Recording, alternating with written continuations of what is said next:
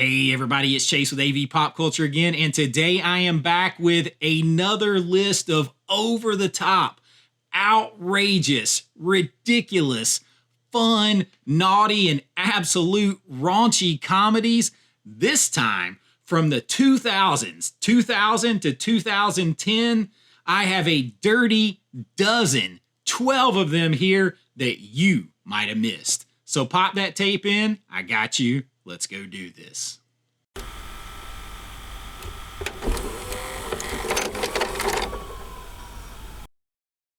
All right, so I have a dirty dozen of these. This is from 2000 to 2010. So 2000s comedies here. The internet was getting big. We still had the video rental stores were very popular. All of that stuff was going on. We had a lot of straight to DVD comedies in this time.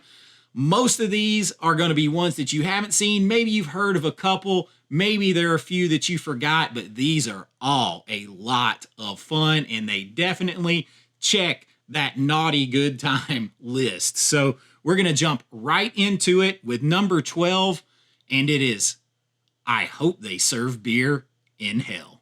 Now, this movie is from 2009, and Tucker decides to take a last-minute impromptu bachelor party trip with his friends to celebrate the upcoming wedding of his buddy, but he sort of ends up getting him into a lot of trouble. He drags him into a different set of lies. One thing kind of snowballs into another, and he ends up just kind of abandoning his friend in order to pursue his own good time and his own attempts to get laid and all this kind of stuff. And that ends up getting him uninvited from his friend's wedding. And now he has to kind of try to drop his narcissism because, boy, he is a narcissist 100%. And he thinks he's God's gift. He's going to have to drop all of that kind of stuff in order to kind of patch things up with his buddy, get re-invited to the wedding. This thing is an absolute calamity of errors. It is fun. It definitely checks off the raunchy box. I mean, they go to a strip club. They try to hook up with various girls. There are funny instances because the fiance, he's getting dragged into this kicking and screaming. His fiance to be, or his wife to be, keeps calling him in the middle of all this. It sets up for some pretty funny laughs. I gotta say though, you kind of start to not like the main guy in this because of what he's doing to his friends, kind of dragging them into this. But he does get a chance to turn it around. This is one that I think a lot of people missed because it did have a short theatrical run, but this was more of a straight to DVD kind of feeling here on this one.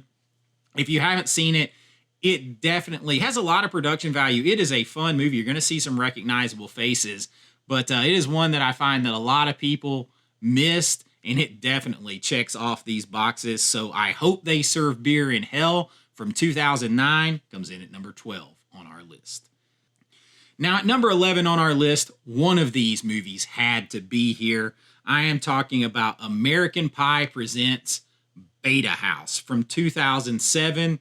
You're going to get all the Stifler, though not Sean William Scott's Stifler. You're going to get all the Stifler family that you can handle in this, as Eric Stifler and his friend both go to college. They're freshmen in college, and they go to pledge a fraternity that is led by another legendary Stifler, Dwight Stifler, and chaos sort of ensues as a nerdy fraternity tries to kind of block their good time, block their just unfettered debauchery, and they kind of have to fight back. They get into all kinds of shenanigans. Now, you are going to get Eugene Levy in this movie, and he is fun as always. You're going to get Christopher McDonald in this movie, and you are going to get some very raunchy situational comedy in this. I'm just going to leave it at that. You're going to experience some stuff that you are shocked to experience, and it is got copious amounts of nudity. I think Beta House might be one of the most nudity heavy in the American Pie series, but it is done in a fun way. This, out of like all of the straight to DVD sequels, is maybe my favorite. So I decided to put it on this list. These guys have to fight for their right to party. So check out American Pie Beta House from 2007. It comes in at number 11 on this list. Now, at number 10 on this list is a film that actually stars an actress that I know lives close to me, and I've known her for quite some time. Her name is Deanna, and she plays a dominating role, let's just say, in one scene in this film. I am talking about 2010's number one cheerleader camp. That's the name, and this is a straight to DVD unrated film, and it shows it in every step of the way. And I think it's an asylum film. If you don't know who they are, look them up. But this has the most basic plot ever. A pair of horny guys get a summer job at a cheerleading camp. And from there, wackiness ensues. That's all you need to know. That's the entire setup for this thing. And there is an unrated version, and there is one that's kind of like R-rated. The unrated version, I admit, is all I've ever seen. But I do know that like one particular difference, because this thing is funny, but it is definitely naughty. It's definitely raunchy. It definitely has the TNA in there.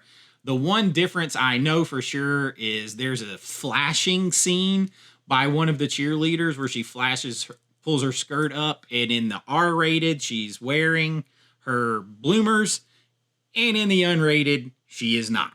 So we're just going to leave it at that. This has some ridiculous scenes, some funny, like, kind of dream or fantasy sequences in it that are funny. And it's not the best, but it definitely checks these boxes, and it's one that a lot of people haven't seen. It kind of fills some weird space from the 1970s Cheerleaders movie and Bring It On. It's somewhere in the middle of those, leaning more towards the old exploitation cheerleaders comedy. But number one cheerleading camp from 2010 comes in on our list at number 10. Now, at number 9 on the list is one from 2000, so it just barely makes it into this list, and it stars the beautiful Amanda Peet. And this is one that actually went to the theaters with an NC-17 rating, and they cut it after the first weekend to get it an R rating. I am talking about Whipped. From 2000, that's the name of the movie. It is Whipped, and it is basically about a group of 3 just super egotistical friends who consider themselves all God's gift to women, and they think they're pickup artists and all this kind of stuff, and they start telling each other about this amazing woman who that they picked up recently.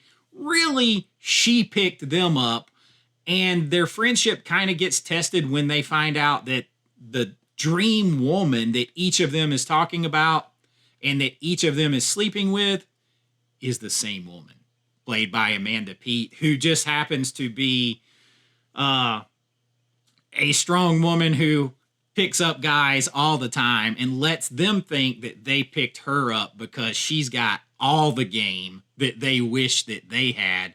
And they all perceive her differently because she's kind of a chameleon. She's into different parts of these guys, different things that they're into, and she kind of embraces those things with each one of them. But secretly, she's over here talking to her girls and making fun of any of their shortcomings in any spot. But does she actually like or care for one of them or all of them in different ways? Yes. Is there one that she likes more? Maybe so. But man, this thing is raunchy, and man, it is funny, but it actually has a little bit of heart to it. If you haven't seen Whipped, some people poo-poo on it that have seen it. I disagree. I think it is worth your time. Amanda Peet sparkles in this movie. Check it out. From 2000, it comes in at number 9 on our list. Now, at number 8 on our list, probably has the biggest stars of any movie on here, or maybe. But this is before they got so popular. I am talking about 2009's Deep in the Valley. And I'm specifically talking about Chris Pratt here, who is one of the leads in this film, along with Denise Richards. Scott Conn is in this movie. And the setup of Chris McDonald is in this movie. Kim Kardashian's in this movie too. So you're going to see some people in here. Tracy Morgan. Chris Pratt plays one of two friends who get this mysterious adult film booth, like from adult film store. It's kind of like a photo movie booth. And it transports them to an alternate reality, like an alternate dimension that is basically a real life adult film. Like all the ridiculous, plumber, handyman, cop, all these situations, sorority house, all of this stuff that you would see it play out in a stereotypical adult film. This is the reality that they are transported to. It is all actually happening there. And they have to find out why they were brought there and kind of fix it, so to speak, before they can get back to our reality, if they want to go. Because there are beautiful women, scantily clad people, all kinds of extracurricular happenings all over the place. And it's a lot of fun, and they're going to have to be forced to kind of leave there. Or maybe 24/7 adult film is not something that you want to live in, and they might discover that too. But along the way, it is going to be a lot of fun. So Deep in the Valley, starring Chris Pratt from 2009, comes in at number 8 on our list. Now, at number 7 on our list is one that kind of touches on the adult film thing again, but for comedic value that sets up a chaos event. I'm talking about 2010's Electrolux. Now, this stars Carla Gugino, who I absolutely love. I've had a crush on her since like Son-in-Law came out forever ago. You also get Joseph Gordon-Levitt in this movie. Timothy Olyphant, who I love, is in this movie. And Gugino stars as Electrolux, who is an adult film actress, very famous one, who is pregnant, and she is trying to leave the adult film industry by teaching sex classes to housewives. And all of that is going good until she is approached by one of these ladies to kind of like frame and seduce her fiance. And she is coerced into this, so she reluctantly agrees. And from that point, chaos and like hilarity ensues. Like the comedy really picks up from that point, because you have everything from other adult film actresses to private investigators to angry fiancés, best-selling book authors, and even the Virgin Mary showing up in the form of Julianne Moore to kind of combine and put this movie and Carla Gugino's Electrolux on this crazy path. This movie is fun and sexy and raunchy without being so over the top on the nudity, though there is some there. It is really funny, and I haven't really heard a lot of people talk about this one. It's definitely worth checking out. Electrolux, Carla Gugino is great as always. It comes in at number 7 on our list. Now, at number 6 on our list is definitely one of those that falls into the unrated, get away with anything, straight to DVD type movies from 2010. I am talking about MILF. Yes, that's the name of the movie. And this is also a pretty simple setup. Again, a straight to DVD type thing. I actually know one of the lead actresses in this movie too, Jamie Bernadette.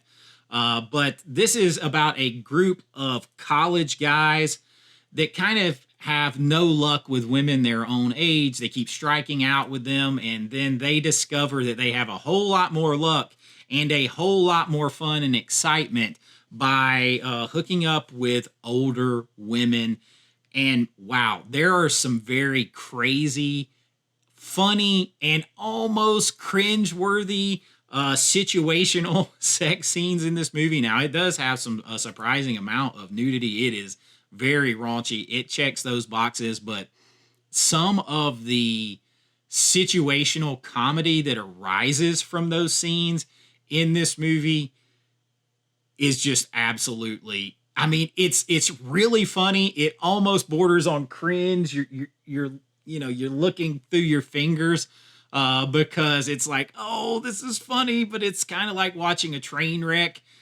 That's this movie in so many ways. Definitely unrated. This didn't go through any ratings board. I promise you that.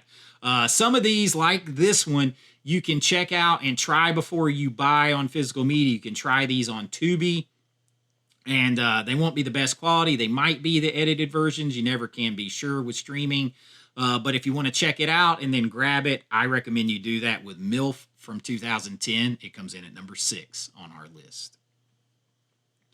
Now, at number 5 on our list is one that has it's a raunchy comedy. It's a coming of age comedy. It would be more accurate, and it has a little bit more of a serious and heartfelt edge. I am talking about 2010's Cherry. Now, this stars Kyle Gallner, and he plays a young Ivy League college freshman. He's going to college for the first time in the Ivy Leagues, but he's only 17, so he's starting a little bit early. And he finds himself in a love triangle with a local 30-year-old woman and her like 15-year-old daughter. So he has a crush on the 30-year-old who's going back to college, who had her daughter at a very young age. And then the daughter has a crush on him, and she's beautiful too. She's within a couple of years of his age, but it's not appropriate. And then he's not quite to the legal age of 18, like a year later, and the mom is like 30, so it's not appropriate that way. So you get for a very odd and a very uncomfortable but hilarious, weird love triangle, but they all end up like learning something from each other in this situation. And it is just kind of very unique. I think this one like played at some major film festivals like South by Southwest, stuff like that. It is very well acted, probably more so than most films on here because it's more serious and everything. But man, it is funny, and again, situational comedy, and you feel for each person in this triangle in different ways. If you haven't seen this one, this is one that I really recommend you checking out. Great performances. It still checks all those comedic boxes and everything else, but a very good movie is Cherry. It comes in at number 5 on our list. Now, at number 4 on our list is one, this is one of my favorites. I am a huge Michael Rosenbaum fan because I'm a big fan of the show Smallville, and I think he's the best Lex Luthor to ever play Lex Luthor on film or TV or whatever. I am talking about 2002's Sorority Boys. And I actually have this movie on physical media. It's on DVD. I've put all my DVDs away into a case. But this movie, it stars Michael Rosenbaum, it stars Barry Watson, and it stars Harlan Williams. And basically, these 3 frat bros are falsely accused of stealing from their fraternities. They're really set up to be accused of stealing from their fraternity's annual party fund, and they're kicked out of the dorm. And they have no money, and they still are trying to prove their innocence and like secure their futures, because this big party is the way they secure their futures with former frat brothers who have gone on to be big business tycoons and stuff like that. So what do? Well, of course, they dress in drag and pretend to be women to join the sorority across the street who they used to make fun of quite a bit. And they kind of get to see how the other half lives. And listen, these 3 guys make very unattractive women. I'm just going to say that. But it is absolutely hilarious. They gain a new respect for women and the sorority that they made fun of. And man, this thing is very raunchy. It's not filled with nudity, but it has some absolutely hilarious situational comedy with these guys in this sorority. And holy smokes, they get to see how the other half lives and maybe gain a new respect for the women and how they were treating them and their situations as a whole. This movie is fun, underrated. I don't hear people talk about it a lot. Very well acted. You have to check out Sorority Boys from 2002. It comes in at number 4 on our list. Now, at number 3 on our list, in this top 3, we're probably going to get a couple that more people have heard of, but I just could not leave this off because when you talk about just rank and raunchy and naughty, inappropriate, and sometimes gross out comedy, look no further than 2005's Waiting. Now, I put this DVD up, but I pulled out the slip to show you guys because this movie, I have the unrated version. That's the version to go with. It stars a ton of people. You've got Ryan Reynolds. You've got Anna Faris. You've got Justin Long. You've got John Francis Daly. You've got Luis Guzman. You have David Koechner. You have tons of people in this movie. And really, it just follows the sexual and comedic exploits of the young employees of this restaurant called Shenanigans, which is basically like a old Bennigan's or TGI Fridays type ripoff. And it just kind of follows them as they get up to all kinds of crazy hijinks at this restaurant while trying to figure out what they're going to be for the rest of their life. They're trying to figure out growing up, moving on, arrested development. Trust me, you're going to ponder all the definitions and the implications of those things as you watch this movie. It has some gross out comedy. The food stuff makes me a little queasy sometimes, especially what Dane Cook gets up to as one of the cooks back there. The movie is absolutely crazy. It is like a required viewing, though, I am told from people who have ever worked at restaurants as waiters or servers or whatever. It is kind of like their mantra, their raunchy comedy. Waiting, you have to absolutely check it out. If you haven't seen it, get the unrated version from 2005. It comes in at number 3 on our list. Now, number 2 on our list is one of the several movies from the Broken Lizard crew, and it's between this one and Beer Fest as to which one is my favorite, but I absolutely love and suggest you check out 2004's Club Dread. Now, again, I have the unrated old DVD. Some of these haven't gotten any upgrades lately. This thing, it says flat out side splitting. It 100% is. You have the late, great Bill Paxton in this movie, basically playing a Jimmy Buffett knockoff as a bunch of funny and hot employees and college-age kids go to what is basically a sex paradise island led by Bill Paxton's Coconut Pete, which is a Jimmy Buffett knockoff. There's a hilarious scene in this. He sings like Jimmy Buffett. It is totally Jimmy Buffett knockoff. He sings Pina Coladaburg instead of Margaritaville. Absolutely hilarious. He's drunk. He's drinking. He says that Jimmy Buffett ripped him off, that son of a, you know.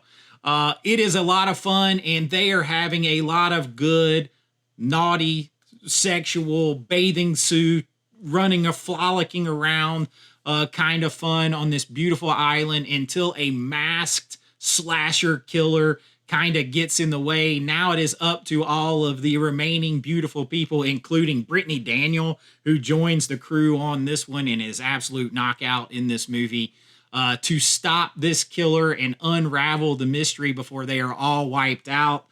It runs into a little bit of a horror spoof there, but raunchy comedy, it is 100%, and I love every second of it. I think you will too. Club Dread comes in at number 2 on our list. Now, at number 1 on our list is maybe one of my favorite raunchy comedies of all time. It has actually become a comfort movie for me, and while it might be more well known than the rest of these, I could not leave 2005's Forgetting Sarah Marshall off the list. It is number one for a reason.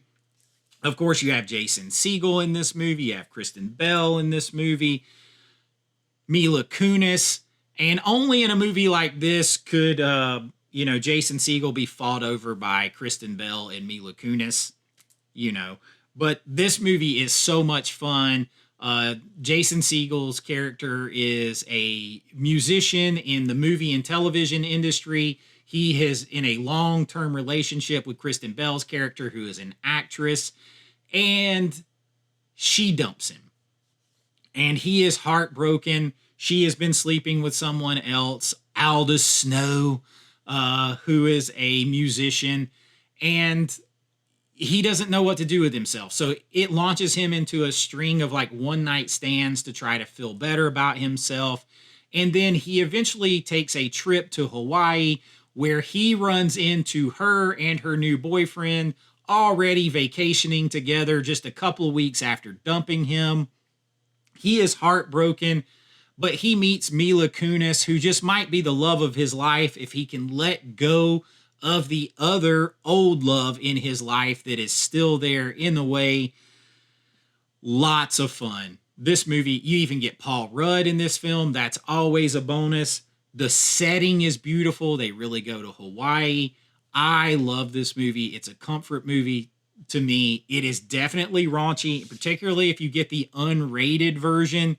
You are going to step up the nudity and the naughty factor a lot with the unrated version. But man, this has a lot of heart. It is definitely something that a lot of people can relate to, getting your heart broken, trying to move on, and also being kind of, tied back to the past. All done in a beautiful beach setting. I always love that. This movie is so much fun. I think it's underrated. I don't think enough people talk about it, and I absolutely love it. It comes in at our number one spot, and that is what I've got for you this time. I hope that you've enjoyed this list. Check out some of these movies. Let me know if you've seen these. Let me know. I'm sure you're going to let me know if I missed some. But y'all, I have enough of these to do multiple lists from the 2000s, the 90s, the 80s, the 70s. If you want to check out those, I even did one from the 60s. So if you guys want to see more of these, I have a lot more. Just let me know. I have a lot of other lists and recommendations planned here too. Let me know what you guys want to see. But we do it all here. We do physical media news. We do 4K movie reviews from a fan and filmmaker's perspective. I'm a working filmmaker. If this is your first time here, that's what I do for a living and have for a long time. And we just like to talk about movies here. So that's what we do. And if it's something that you want to hang out and check out, make sure you like and subscribe. That helps the channel. If you'd like to support what we do here and support the channel, you can join my Patreon or YouTube links below and get your name in lights on every single video, behind the scenes looks at my filmmaking, special members only videos, and so much more. And everything goes right back into the channel. And y'all, I appreciate it so much. Hope you enjoyed it. And until next time, be kind, rewind like always. This is Chase with AV Pop Culture, and I'll see you real soon. Bye-bye. I know.